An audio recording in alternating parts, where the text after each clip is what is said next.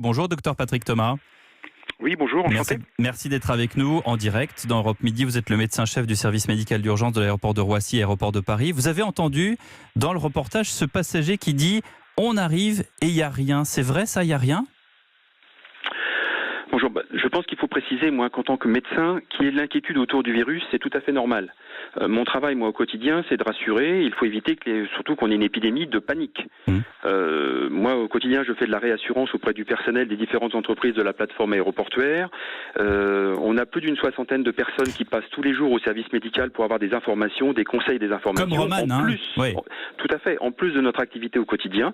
De plus, notre service est totalement placardé d'affiches. Oui, mais vous avez entendu la réponse de l'infirmière quand Roman lui a demandé ce qu'elle devait faire. Elle arrive de Codogno.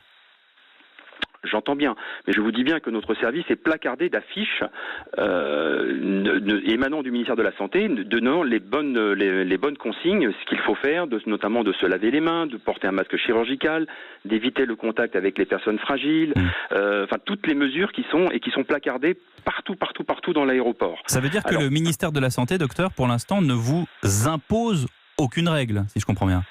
Alors, je n'ai pas dit que le ministère ne nous imposait pas de règles.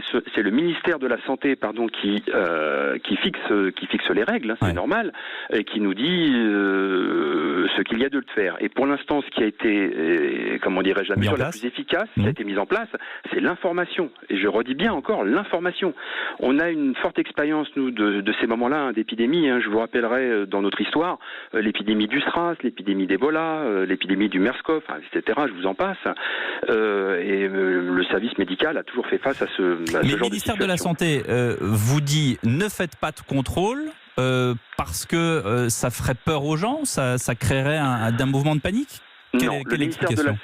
Non, le ministère de la Santé nous dit pas de ne pas faire de contrôle. Le ministère de la Santé nous donne des directives, des bonnes pratiques à avoir. Par exemple. Par exemple, il y a les vols les vols directs qui arrivent de Chine et maintenant de Séoul, donc de Corée et de Singapour, qui bénéficient d'un traitement particulier avec la Croix-Rouge et la réserve sanitaire. Mon équipe n'étant pas assez étoffée pour faire face évidemment à l'ampleur du nombre d'arrivées. On a quand même au début de la crise, on avait 5000 passagers à peu près par jour qui arrivaient de Chine. Depuis, Air France a évidemment fermé la plupart de ses vols. Mais qu'est-ce qu'on fait qu'est-ce qu'on attend pour renforcer les équipes, docteur, pardon ? Alors, je ne suis pas le bon interlocuteur. Pour renforcer les équipes, c'est le ministère de la Santé qui gère ce problème. C'est pas Aéroport de Paris. Donc vous nous dites, ça c'est les vols qui arrivent de Chine, de Corée, etc. L'Italie, pour le coup ? Alors, en ce qui concerne l'Italie, le dispositif qui a été mis en place, c'est le même que pour tous les gens qui arrivent des zones dites zones à risque, par vol par exemple à direct, qui ont fait des escales. Le dispositif mis en place par le ministère de la Santé consiste à mettre des dispositifs informatifs avec des totems dans l'aéroport, des distributions de flyers. Qui disent exactement ce que je viens de vous dire tout à l'heure. Que devez-vous faire pendant les 14 prochains jours ? Lavez-vous les mains, portez un masque, etc. Docteur Thomas, etc. Oui. Je vais vous poser la question autrement. Est-ce que c'est impossible de contrôler toutes les personnes, toutes les arrivées, tous les passagers qui viennent des pays à risque ? Moi, je ne vous dis pas que c'est possible ou impossible. Mais j'aimerais savoir, pourtant. Je ne suis pas le bon interlocuteur. Je vous dis bien que c'est au niveau ministériel. Vous êtes sur place, vous voyez comment ça se passe. Je suis sur place parce que je suis le médecin responsable du service médical avec mon équipe, qui est l'équipe du groupe ADP. Mais pour pouvoir faire un contrôle plus important, ou s'il y avait une décision à faire, c'est au niveau ministériel qu'il faut le décider, pas à mon niveau.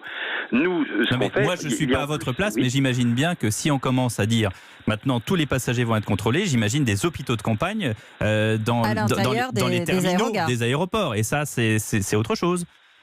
J'entends parfaitement ce que vous dites. Bon, effectivement, il y a des avions avec des gens qui arrivent par avion. Mais dans ces cas-là, et là, le problème n'est plus de mon ressort, il y a aussi du trafic routier, il y a du trafic ferroviaire.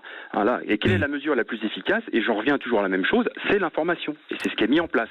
D'autant plus qu'il y a des panneaux dans tout l'aéroport qui disent aux gens qui arrivent de ces fameuses zones à risque, vous pouvez passer dans les 3 pharmacies de l'aéroport, je parle pour Roissy, il y en a une également à Orly, ou au service médical pour venir récupérer... À chacun de prendre ses propres précautions. Vous en appelez au bon sens de chacun. Merci beaucoup, docteur Thomas, médecin-chef du service médical d'urgence de l'aéroport de Roissy, aéroport de Paris. Merci d'avoir été avec nous en direct dans Europe Midi.